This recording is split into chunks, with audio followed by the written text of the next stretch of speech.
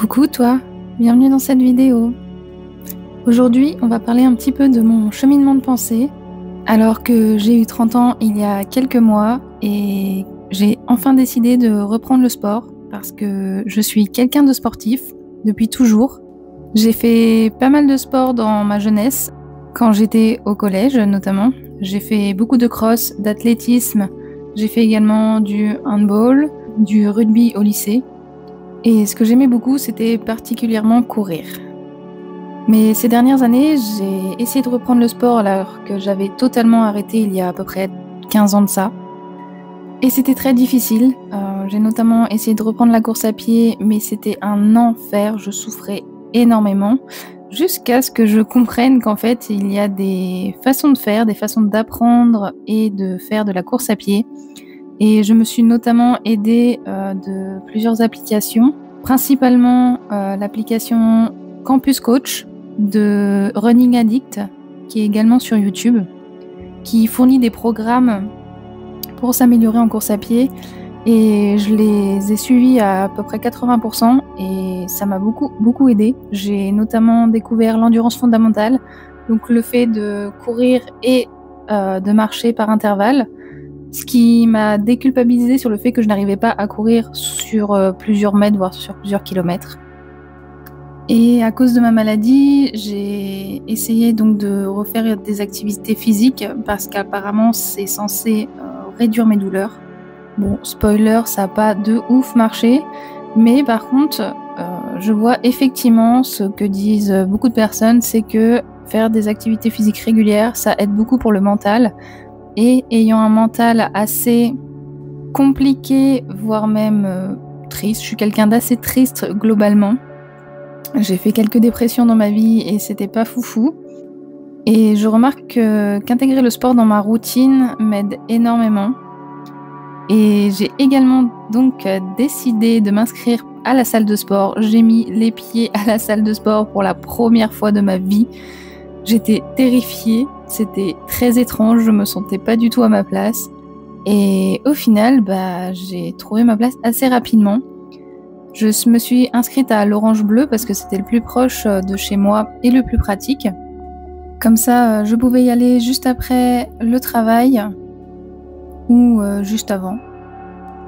La particularité de l'Orange Bleu, et je ne sais pas pour les autres salles, mais c'est que un coach peut vous faire un programme.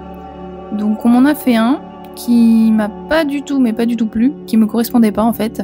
Je pense que ça a été fait un peu à la va-vite, mais c'est pas grave parce que je connais quelqu'un qui est un client et un ami qui a un passif de coach sportif et en qui j'ai déjà eu confiance, qui lui m'a donc fait un nouveau programme qui me convient beaucoup plus. À savoir qu'au fil des semaines, j'ai modifié ce programme. J'ai ajouté quelques exercices, j'ai modifié les poids, etc. J'ai commencé à prendre en main un peu le truc. À la salle, je travaille principalement le haut du corps.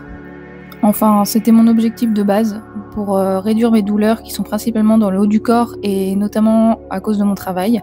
Donc travailler le dos, les abdos, tout ce qui est la partie épaules et bras. Mais comme je fais de la course à pied, j'ai aussi décidé de travailler le bas du corps pour réduire les douleurs et pour avancer en efficacité tout simplement. Pour la course à pied, je me suis fixé des objectifs, j'en ai deux.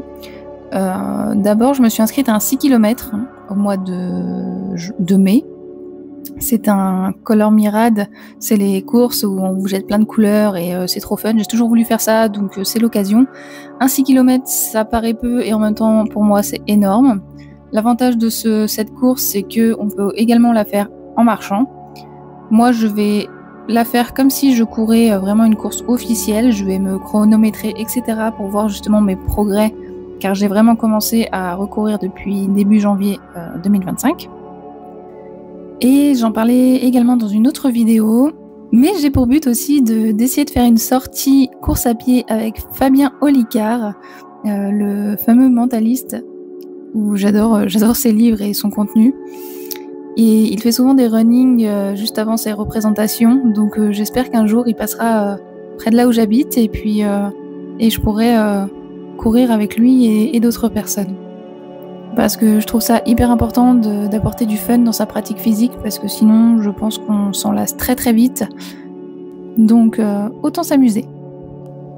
J'ai également sauté le pas d'acheter un tapis de marche et course à pied que je voulais depuis très très longtemps. J'en ai pris un qui fait les deux. Il est pas très... Ce n'est pas un tapis haut de gamme. Il m'a coûté moins de 300 € parce que j'avais pas forcément les moyens de mettre plus et que ça me convient pour l'instant le temps de tester tout ça. Il est très pratique car il se range facilement. Il est pas si lourd que ça. Et en plus, il a une jolie couleur.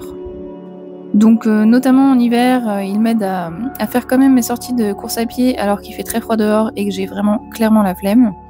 Mais comme j'ai un métier très sédentaire où je passe beaucoup de temps assis sur ma chaise à dessiner, créer du contenu, toutes ces choses-là, je bouge pas tant que ça, sauf si vraiment j'ai le temps, enfin si je prends le temps d'aller marcher par exemple.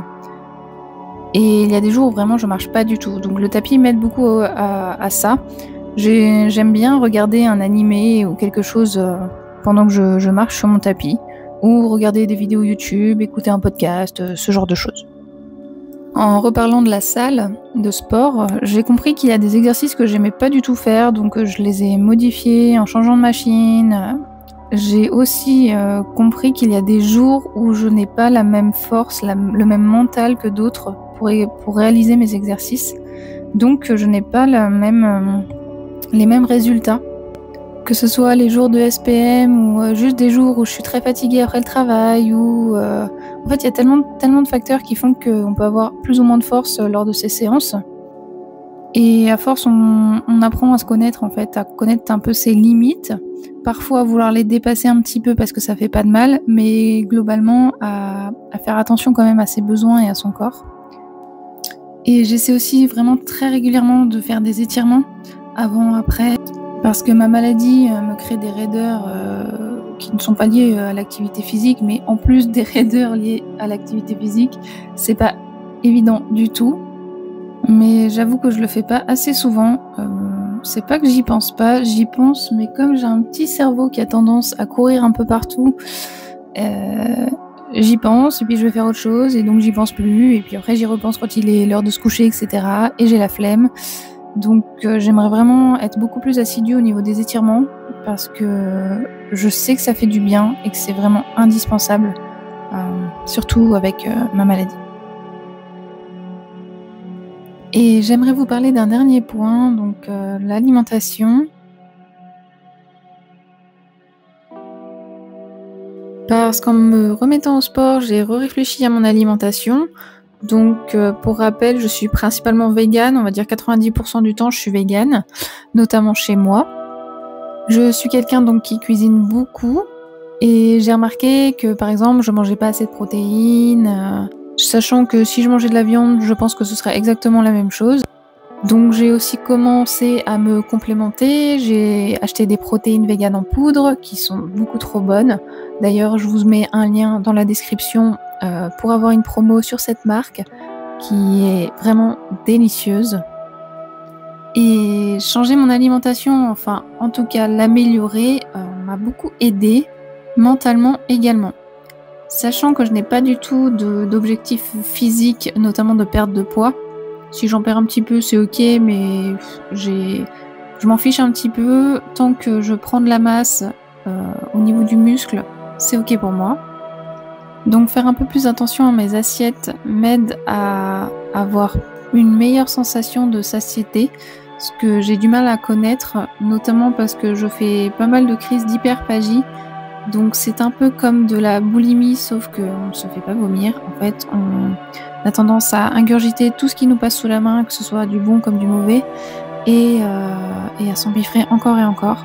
Ça m'arrive encore un petit peu, notamment quand je vais vraiment pas bien, quand je me sens très fatiguée ou très triste. Mais je régule beaucoup mieux ces choses-là grâce au fait que j'ai une activité physique plus régulière, et ça fait vraiment, vraiment beaucoup de bien à mon mental, et je pense en même temps à mon physique du coup. Donc ne négligez pas cet aspect quand vous reprenez une activité physique, que ce soit avec des objectifs de perte de poids, de prise de masse, peu importe.